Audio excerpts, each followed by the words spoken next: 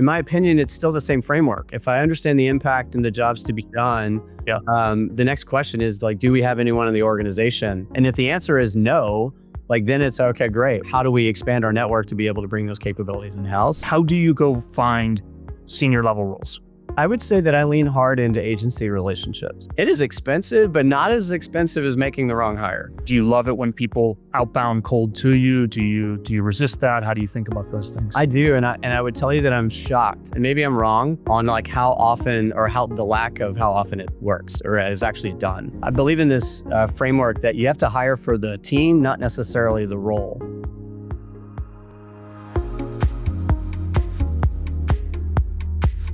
Welcome to How I Hire, the podcast where we talk with senior leaders about how they find, vet, attract, and grow go-to-market talent. I'm Andy, founder of Whispered.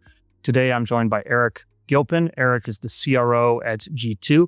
Before G2, Eric spent 22 years as a sales leader at career tech at Upwork and Career Builder. So if there's somebody who knows how to hire and the technology behind it, it's Eric.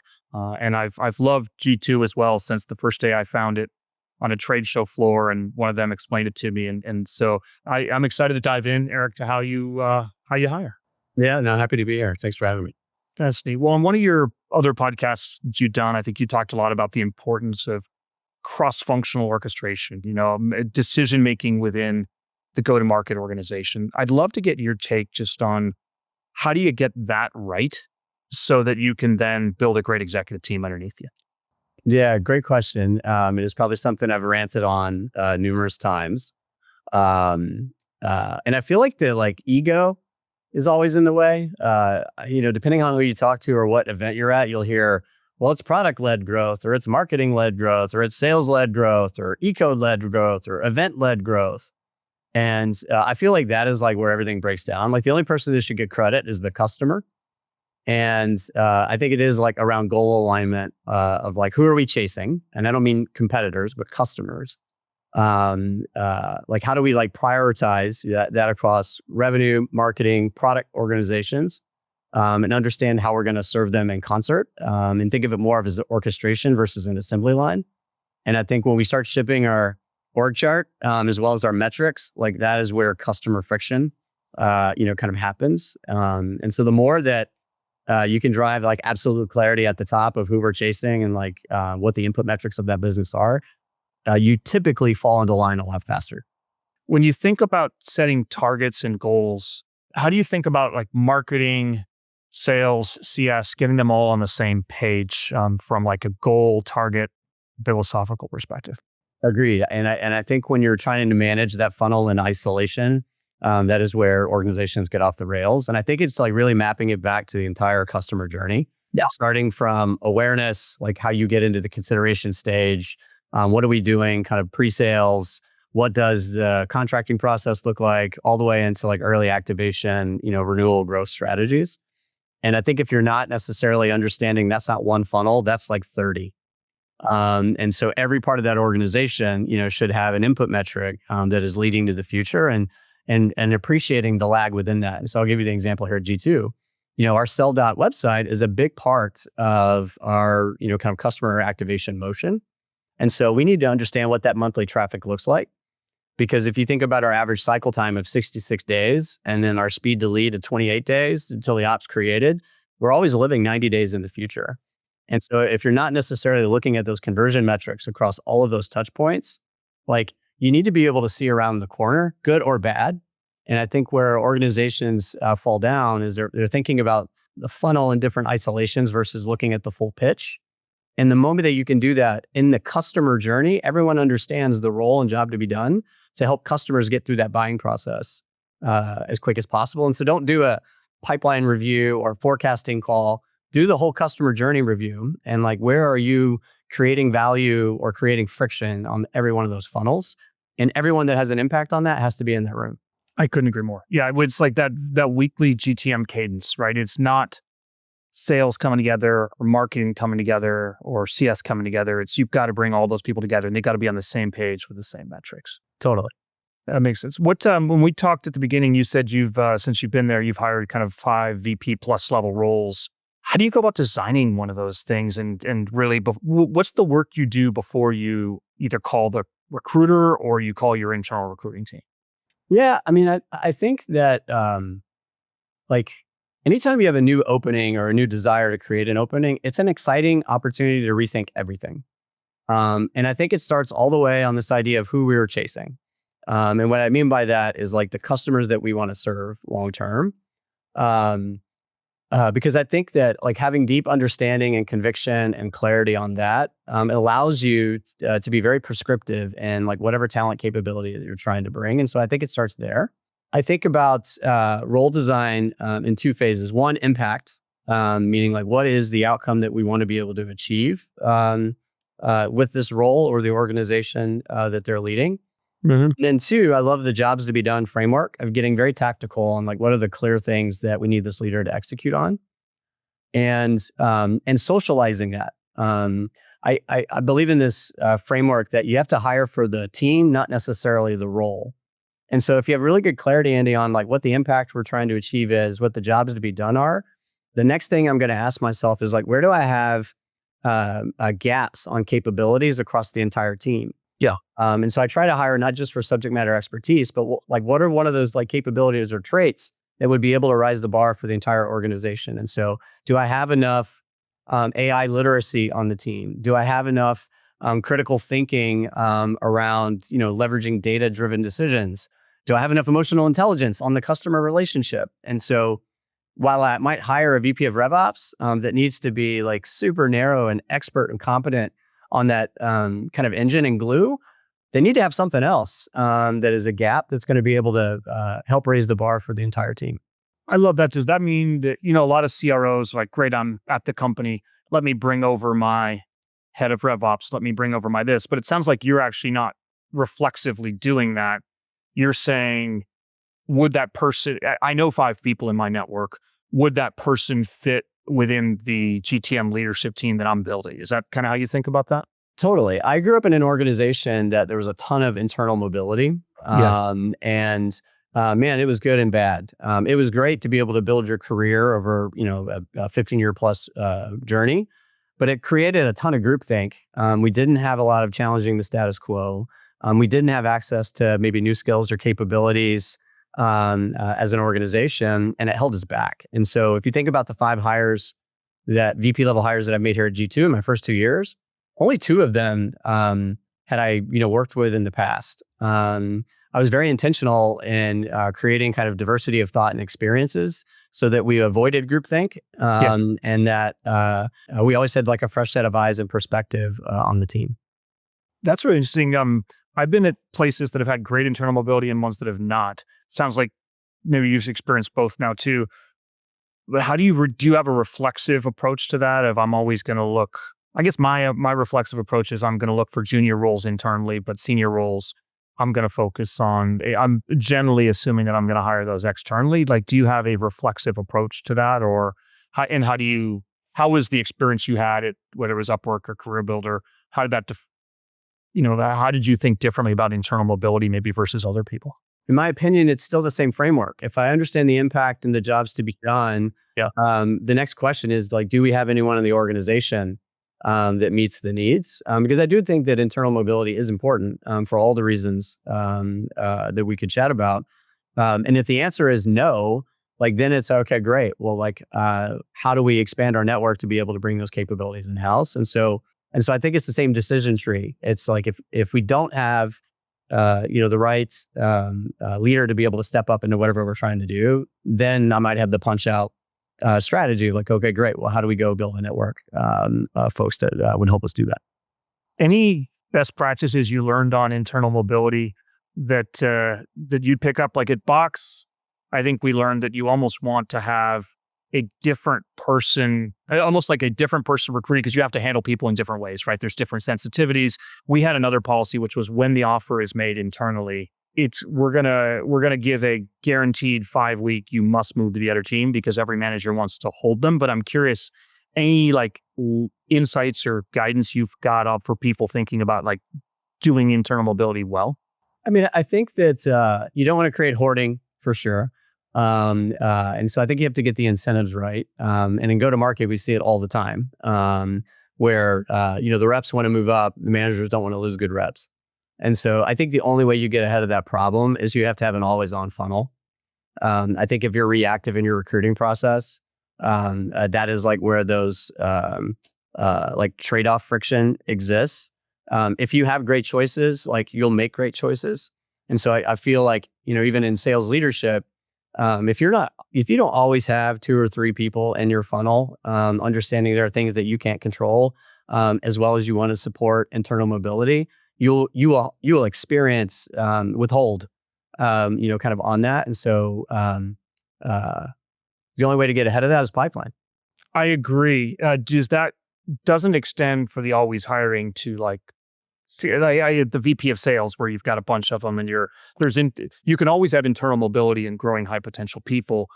You can always be interviewing for like those director and down type roles, but how do you approach like always hiring for more senior roles? You were talking about something around hiring customers and building relationships, but how do you think about always hiring when you're talking about a VP plus level role? Yeah. Well, I don't know if my team appreciates it as much as I do, but like for context, I have 10 directs. All the current roles are filled, but I know who my next 3 are already. And so it's around this idea of like, if you have choices, you'll make choices. I remember an early manager I worked with, his name was Charlie Fisher, and he used to always have 3 names written on the whiteboard in his office, back when we were in office every single day. And I remember early on I joined and I'm like, who are these names? And he's like, these are my next 3 hires. And so if you don't work out, I already have one that was here. And so I might not display that in a similar way. But Charlie was always ahead of his hiring plan. He was always ahead. Like he didn't have this whole, ramp issue, because he always had a relationship or network ready to go. And so I think about that even today in VP level hires. How am I constantly expanding my network? One of the things I'd shared as we were prepping for this is like, I love recruiting from customers. That is controversial at times. But it's great to see people that already have passion for your brand, the problem that you solve. They understand the application and like why you exist. Man, they hit the ground running as a part of it. The learning curve is, obviously shortened in a big way. And so like I meet with customers. And the best thing about G2 is I get to meet with CROs and CMOs and VPs of marketing and sales all the time. I'm always asking myself, could we work together as a part of it? I think that is so cool. I will tell you that's like a networking hack on the other side as well, right? Like everyone's always like, how do I get advisory gigs? And I'm like, you just go out to the small group dinner with these people. You give that CRO or CEO feedback on what they're doing. You show interest in their product, right? Like I remember I met Chris at Sendoso and he's like, hey, my team told me you were a really interesting buyer. Like, can I take you out to lunch? He took me out to lunch. He's like, do you want to be on my advisory? I'm like, I don't know what that is, but I'm happy to do it. And like, that just snowballed. And so I feel like a lot of senior level people might stay away from the cabs, the Warrior games, whatever, or the Bulls games in your case. But I kind of say like those are really great opportunities to build real relationships. Like I always say to people, like I'm going to be your worst prospect and your best customer, and I truly mean that. And so I think there's real opportunities to build real friendships there. So it's cool to see how you've done it. Well, one of my favorite books is called Love is the Killer App. It was written by Tim Sanders, who's ironically our chief innovation officer here at G2. Different story for a different day. But one of the big thesis of his book was like your network is your net worth. Yeah. And I agree that if you're CEO of a Fortune 500 organization, that might look very different for you than it would for you or I. But if you're constantly not feeding your mind good stuff and like getting external inputs, you're kind of not growing either. And there's so many benefits: customers, recruiting, learning, access, your own career mobility. And so if you're not out in the wild, figure out what that looks like for you and go do it. Yeah, it's so passionate about that. Like at some point in your career, you get punched in the face and you've got to figure out how to proactively look versus the other way around. Maybe let's shift over a little bit to, okay, so now you've got the role defined, you know what you need. You talked about like sometimes you use agencies, sometimes you use, I'd be curious, like how do you go find senior level roles? I would say that I lean hard into agency relationships. But we also have a really strong partnership with our ES team, which stands for employee success. And so they have a talent acquisition arm. Mhm. And I don't think it's one or the other. They actually have to coexist. And you just have Yes. really tight alignment with your people leader on what tool you're going to use, depending on the pool that you're trying to curate from. And I think for a lot of our sellers, as well as I would say like middle management and ICs within marketing and revenue, like we do a really good job on internal sourcing. We do a really good job with employee referrals. But I think as you're thinking about the senior director, VP level, I really like working with agency partners for two reasons. One, a lot of the sourcing work around like making sure you kind of meet the minimum on experiences, compensation, been there, done that, kind of lookalikes. Like a lot of that work is done ahead of time. And so when you're actually talking to candidates, you're not spending as much time on like skill and competency vetting. You're really kind of co-authoring the role together and like learning from each other. Yeah. And I think working with strong agency partners, they can take a lot of that off your plate. And so you have like really good at-bats. That would be one. Number two is they're also in the funnel business. And so we all get calls from recruiters all the time. And so not only are they always trying to sell us on a job, but they're also trying to build a relationship with us because that might not be the right fit. And I've found that executive recruiters that do a really good job of relationship building on the candidate side, they can get me into calls faster than maybe I would be able to do myself. They also know about things that are not on the market. And so like, they almost have like the private listing business versus the job board public listing business. And so it is expensive, but not as expensive as making the wrong hire. I couldn't agree. Those whispered candidates are very valuable. I love it. And we work with about 120 recruiters, big fans. But you gotta have your corporate and your agency teams working together. Like, so like I'm in a search right now. I'm in a joint Slack room with the agency as well as our internal TA team. And it's not about like who's competing for the work. It's like, how do they work together in concert to be able to deliver the end goal? And so if you can create that environment with your partners, which is hard, both internally and externally, I think it's a win-win for everybody and the candidate. Any favorite exec recruiters out there you want to shout out, give them a little help on their business? I've worked with a bunch. I would say the most recent success that I've had here at G2 is with a firm headquartered here in Chicago called Hunt Club. Oh, I know him well. Yeah, Pete is a GTM fund, and I know those guys. To me, Hunt Club is world-class at Midwest, and then they do like certain specific verticals that they really know well. So that's really cool. Totally. My wife is also on their board, so like I would get in trouble if I didn't mention it. So that is great. How can people find you? I think we talked about the customer advisory side, which is a really great way, which is good. Are there any other unique ways that you are either listening for candidates or people can break through to you? Obviously, they've got to know about the role in the first place, but if they do, do you love it when people outbound cold to you? Do you resist that? How do you think about those things? I do, and I would tell you that I'm shocked, and maybe I'm wrong on like how often or how the lack of how often it works or is actually done. And so true, yeah. I mean, we probably have 20 open roles in our revenue teams today. Most of them I see some sales management stuff. Yeah. And I would tell you that I might get one a month of a direct email from someone that's connected the dots of like the role that we're looking for, what we're talking about as a brand, what I'm communicating as an individual and leader to be able to stand out. I think, you're applying into that black hole as a part of it. And I would tell you, everyone that sends a note, some of them are fantastic, some of them aren't great, but I forward it onto the team. Everyone. Yeah. Every one of them. But I would tell you, it's like one a month. Maybe across 1,000 applicants we get a month. And so regardless of what role you're looking for, if you're not outbounding, like you're unfortunately not being seen. It's also what you need to be able to do to be successful within definitely within sales, most likely within CS and probably within marketing as well too. Totally. But I think that would exist in any function. And we're always looking for application. And so if they can kind of connect the dots, they have the courage to kind of throw themselves out there. Like that's a really good positive sign, regardless if the content of the copy was not exactly what you were looking for. And so I try to find to help them in the process because they've taken the time to try and stand out. It just doesn't happen very much. It's shocking to me. It's also scary for people to be able to do that outbounding. We talked a little bit before we started recording on process. It sounds like you've really been passionate about the process for the interview.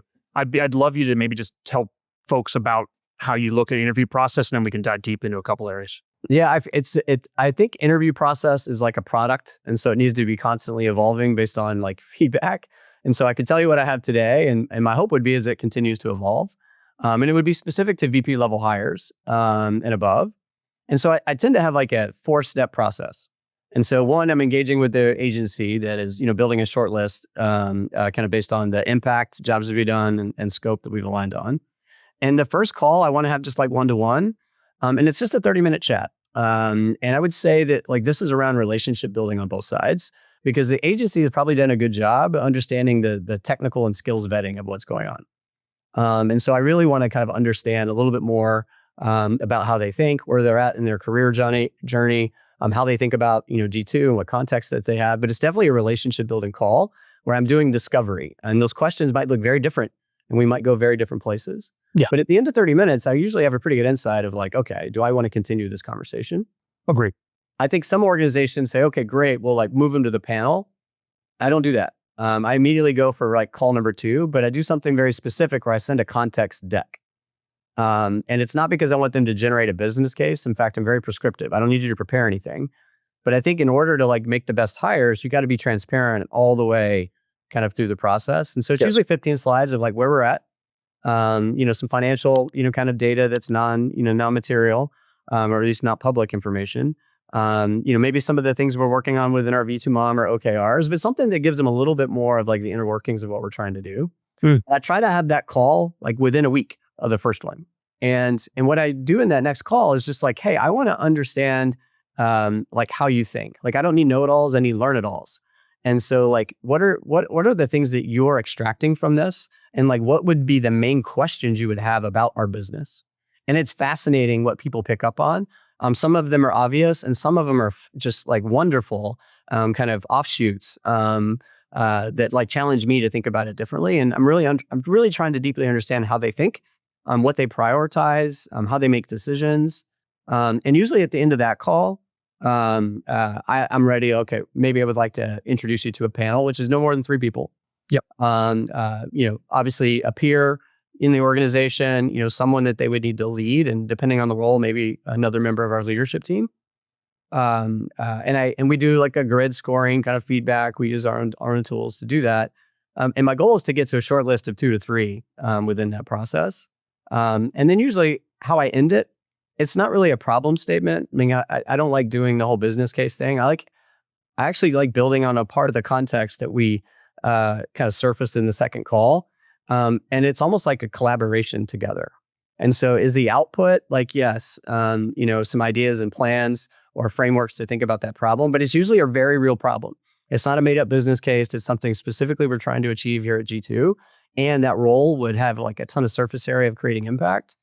And so we're almost like co-collaborating at the end. We're almost like working together. It also helps me kind of close candidates, like based on the energy and thought that they put into that. And what I've found that this process like usually sticks me with really hard decisions to make. Like I can't think of one.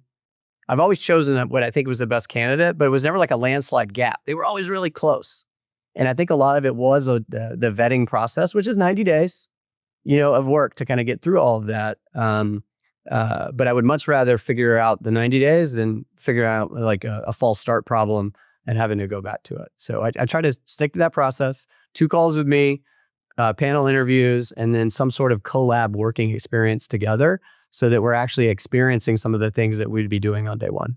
I love it. I've always said like 2 one-on-ones in, I know if I've made the right hire, and I'm learning like, can you manage up? Are you succinct? Are you clear? Can you take control? And I feel like if you can create that process that does that on its own is interesting. So it's not a classic, like, here's a project, go back and present to a panel. Like it's you and them back and forth working on something around the business. And I'm usually checking in, like if someone is meeting with Preeti, our chief people officer, I'm not going to wait till they finish the panel. I'm going to get some insight from Preeti, but I'm going to text or email the candidate, just be like, tell me what you thought, how'd it go? Yeah. And so like, I feel like silence kills all deals. And so I'd much rather have like a step up of communication, especially as we're getting to like the final step. What's the lift for the candidate on that co-collaboration project for you? Like, do you have an example of one you've given? And like, because I hear so many execs right now, especially when it's a hiring market, are just like, I got that 15 hour, they told me to spend on no max of 2 hours, but I know that if I don't spend at least 15, like this thing won't go well. And it's this huge investment and I've got to do it. We actually had a candidate that did one, sent it, and then the company came back and said, I'm sorry, we're not proceeding. And they're like, what? Yeah. It sounds like you solved that problem because it's like you and them are doing work, but I'd love you to maybe take a deeper dive of like, give an example of one you did with somebody and kind of the back and forth that you had. Totally. Well, and I don't write the business case like up front. Like it depends on the candidates and like where we're going. So a recent hire I made, his name is Damian Amaya. He runs our digital and self-serve business.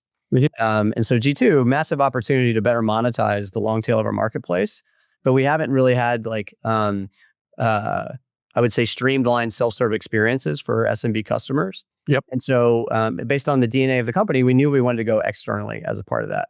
And so Damian joined us from Active Campaign, where he helped orchestrate all of their self-service journey. And so I already, based on the context deck and what we were looking for, like it was already pretty specific on the capabilities that we wanted to do. And so when we got to the kind of collab of what we were working on, it wasn't like, hey, build us a model. It was like, help us figure out culturally how we change this, because we're going to be disrupting our go-to-market motion. Some people are going to have a lot of passions about that. And so like, what are the keys to winning this culturally, internally, so that we can make the turn on our customer? I never would have wrote that down as a business case if I would have started. I would have been like, hey, build me a 3 to 5 year model and what's the conversion rates in the marketplace and like, what is the product market fit that we're trying to drive? And so at the end, we basically created like our walking deck of how we're going to sell this to the sales team. And we ended up using most of it at kickoff, 60 days after he started. Have you ever, I know candidates always complain of like, they're going to take my work and use it. I always say to people like, that's an immature philosophy. If they do, they do. It's the same thing as like when somebody's raising money and they go to VC and they're like, sign my NDA. And the VC's like, no. And I feel like it's the same thing. But have you ever gotten a circumstance where you've got fairly far down that road, you've done that work? Obviously, that's probably work that's feeding indirectly into your strategy. Do you ever feel bad if you don't hire the person on that side? Or how do you, I mean, it feels so collaborative and they're meeting you and building a relationship with you no matter what. But how do you think about the candidate perspective on that one? Yeah. So if we get to the kind of collab round, I always let the candidate know that it didn't work out. Like I never like outsourced that to the recruiting agency because you like build relationships before you need them. You never know when that's going to show up again. And a lot of times it wasn't because they did a bad job. It just might've been not the right fit at this time. And so like I try to manage those handoffs in a very empathetic way. I think there has been an experience that I went through last year when we got to that round and the person basically was like, I'm not going to go through that process. I'm great. I don't need to. Oh, and instead of me getting frustrated, it was just all right, great. We're not going to be collaborative. I'd much rather know that now versus like leadership's about doing hard things. And so if we're not going to be able to be flexible now, we're definitely not going to be flexible later. Thank you for sharing that. And I wish you the best. I love that. It's so true. It's like, I mean, obviously you're doing it with like one or two. Are you doing it with just one candidate or are you doing that with 2 or 3? Usually two to three at the end.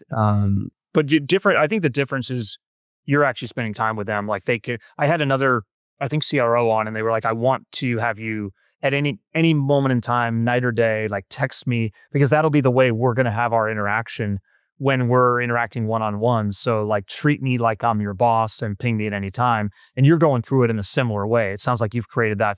Like ask me any question anytime, clarify, maybe you even put them in Slack or something like that. No, absolutely. And I mean, the more that you can like uncover like your working relationship, it helps you also understand how to set them up for success too.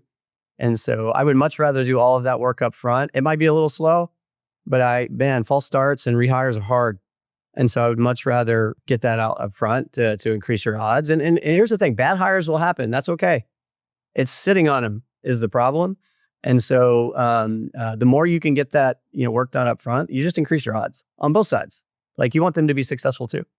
How about references? I love references, but probably more in the back channel, sense. We ask for references as a part of the process, which I think is pretty typical for organizations. But I won't do back channels and I don't wait on back channels. I'm in a search right now. I've already met with 2 candidates. The first time I've not gone to stage 2, but I've already back channeled them both. And I feel like this goes back to that statement around your network's your net worth. And I value back channels in a really meaningful way. And rarely, in my experience, have I not found an in, kind of around that. I'm very transparent with the candidates that like, hey, I'm going to poke around. You should too. And I would encourage you, if you want to learn about me, like do that work. But I'm going to be doing it as a part of the process. I love that. Do you ever ask them like, hey, are there certain people that are off limits? I've seen in the last week, I've talked to 2 VP/C-level folks that have been at jobs and have been interviewing and have both been blown up by back channels. So like CEO finds out and it turns into a shitstorm. Like, how do you handle that? I think it's it's kind of a collaboration up front. And obviously, the majority of world-class leaders are usually currently employed. And so I think having that conversation up front of like, what's, off limits, and it's a natural expectation that they should expect of, their hiring leader. And so it's good to have like, kind of that transparency. But yeah, I think questions around like anything you want me to avoid, from a research standpoint, it's a great question. It's a phenomenal question. Like, there's a person that if you ask me anybody you want to avoid, I'd be like, just don't call that person. Like, I didn't respect them. They probably, because of that, didn't respect me. And like, it will be a bad reference. Do that. Well, this is why I also love hiring customers, because I can pull up the recording of like any call they've had with our team over the last 2 years and see how they've engaged with our team. And so I get to see them in action. And so Gong is a cheat code for me on recruiting too. Oh, dude, that's great. How do you think about references with your third party recruiters? It's funny because one of the 2 that got blown up was blown up by a recruiter just like firing every VC out there. And do you just say don't bother, I'll take care of them, or do you still want them to do it? I want to 100% do them myself for a number of reasons. Like one, I need to hear it. And I want to make sure that I understand the context and be able to poke around in those. And so I don't outsource that to them. And 2, like I don't want a bunch of noise in the market. We ask candidates for references as a part of the process. And we do call those as well. But like I've learned the hard way on back channels, and I won't not do it again. Like any one of my managers that won't do the back channels, I will have that hard conversation with them and explain them why it's important. It's also why your network matters, right? Because Eric, you probably have a very large network and you can ping people and they'll respond to you. I think these people that are quiet leaders without a network, as they get to be a leader, it's actually harder to do. I think the other interesting thing is the social side. By coming on this podcast, talking about how you hire and think, I think helps it make it easier for you to hire as well. But the cost of getting it wrong on both sides is it's just not worth it. And so I would much rather do everything I can possible to increase our odds for both, so that we have clarity around expectations and we kind of know with absolute transparency what we're getting into. I'm sure there are some times where you encounter a bad reference on somebody. Does that shut you down, or does that just mean I need more data points? How do you think about that? Yeah, so I'd say data point. When I've had bad references, it's usually validating to something else I've experienced in the process. And so like I take a data point in isolation as a data point, but when you've got like 3 data points, you have a trend. Yeah. And so anytime that I've gotten a back channel that wasn't great, I've been able to connect it to something that wasn't great already, in the process. And I would also say that like back channels can help in a positive way too. Because, maybe there are things I hadn't uncovered yet or I wasn't thinking about that I learned. And I'm like, oh, wow, that could be like an additional asset that I'm not even thinking about today. I agree. Back channels can really make people rise. I was talking to a candidate the other day, and they had a 3-year experience and a 1 and a 1. And we'll talk when we stop recording about the 1 because you actually know the CEO. But I was like, you're going to struggle. And they're like, yes, but does it help that my references are X and Y? And I was like, yeah, it does. And I've actually been trying to meet X and Y for a long time. And this person's like, great, I'll send you an email with an intro to both of those people, right? And I guarantee you know both of those people. And I was like, wow, you just rose in my mind, and very impressive. And everybody's got short tenure right now. I mean, what is average CRO, CMO turnover? Like less than 2 years? 18 months. Yeah. And so I just celebrated 2 years. And so clock is ticking. We'll see. But and so like, there's always a story in that. Like there is nobody in tech that's not going through some form of transformation. And this is where back channels, to your point, they help rise the candidate in a great way. I couldn't agree more. We could probably talk for hours, but I just deeply appreciate you taking the time to come and share the wisdom. It's neat to see how deeply you've thought about it. And generally every leader we get on has been like so thoughtful. So thank you so much for taking the time. I'm excited to keep building the friendship. Yeah, no, it's been awesome, and appreciate you thinking of G2 and me, and it's been awesome to hear some of the other leaders as a part of the podcast. That's awesome. Thank you.